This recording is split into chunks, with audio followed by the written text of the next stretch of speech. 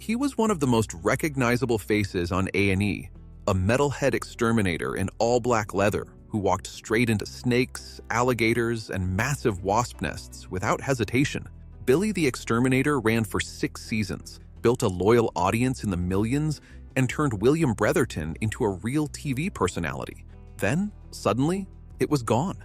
No finale, no proper goodbye, no clear explanation, just silence. Fans were told the show was canceled, but the reasoning was vague, leaving people confused about what actually happened.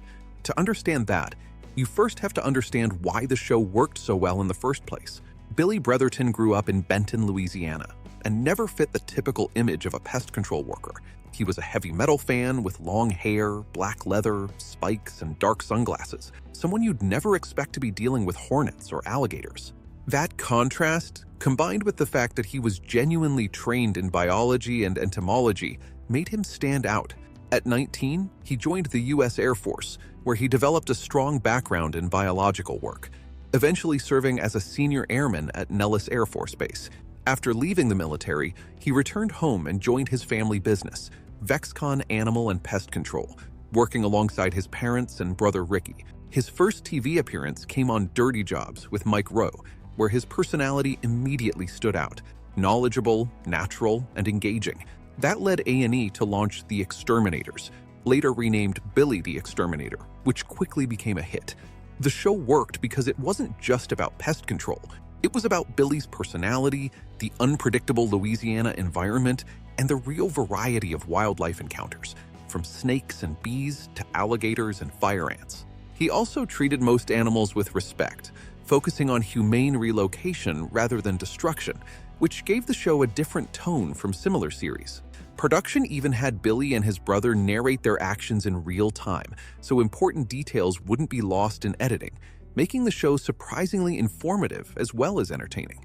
His family added another layer, with his parents and brother regularly appearing on screen.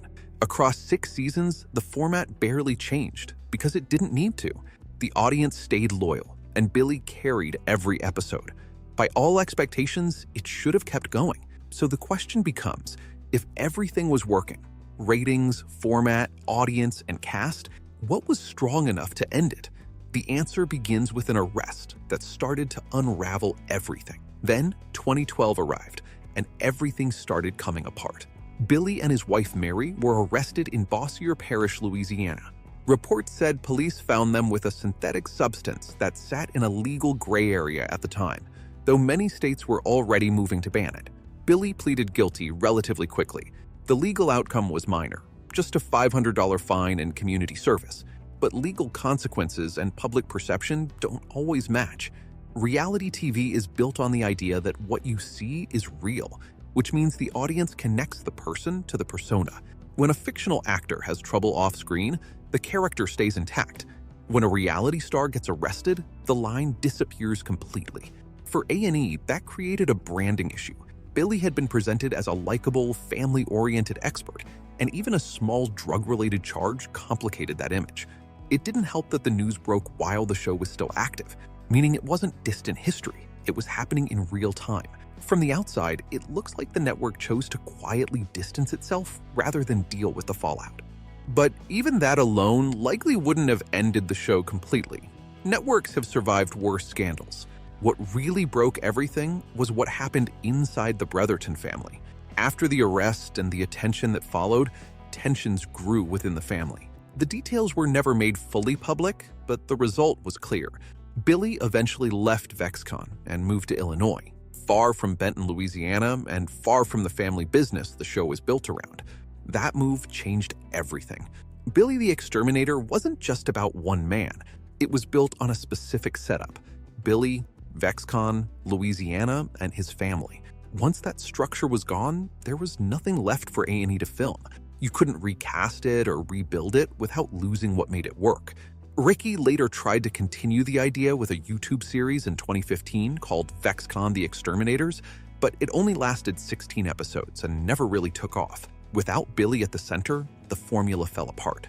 After season 6 aired, the show simply ended. No finale, no announcement, just silence. A&E didn't offer much explanation publicly, largely avoiding attention around the situation.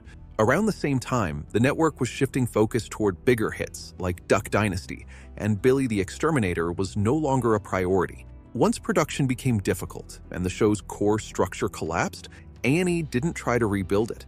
They simply moved on. A show that still had an audience and recognition ended without a proper conclusion, not because of one clear moment, but because everything holding it together fell apart at once. Billy eventually made a brief return in 2016 when CMT in Canada offered him a new series. The concept was simple: move him to Canada and see how his pest control work translated to a new environment.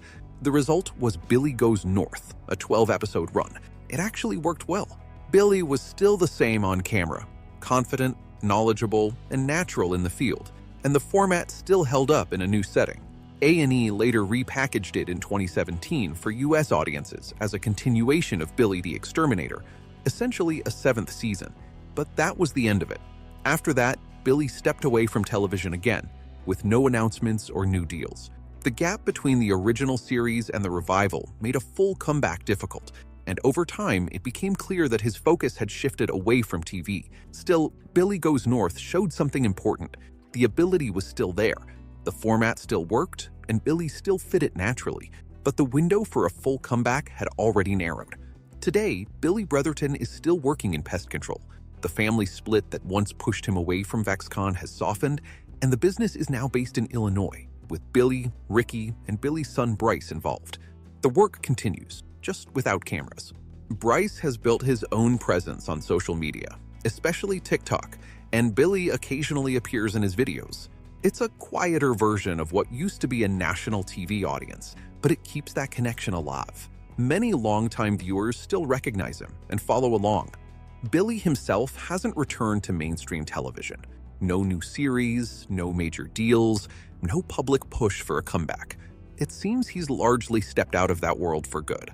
And in a way, that's what the story of Billy the Exterminator comes down to. The show worked because it was built on real life, real family, real business, real environment. But that also meant it was fragile. When the foundation shifted, there was nothing artificial holding it together. 6 seasons still left a legacy. For many viewers, it's a show they remember clearly and still talk about today. That kind of lasting impression doesn't come from something forgettable. The ending, though, was never clean. No final episode, no farewell, no closure. Just a slow disappearance after everything behind the scenes fell apart. And that's why people still search for answers. Because Billy the Exterminator didn't really end in a moment. It just faded out when the real-life story behind it stopped being something television could follow.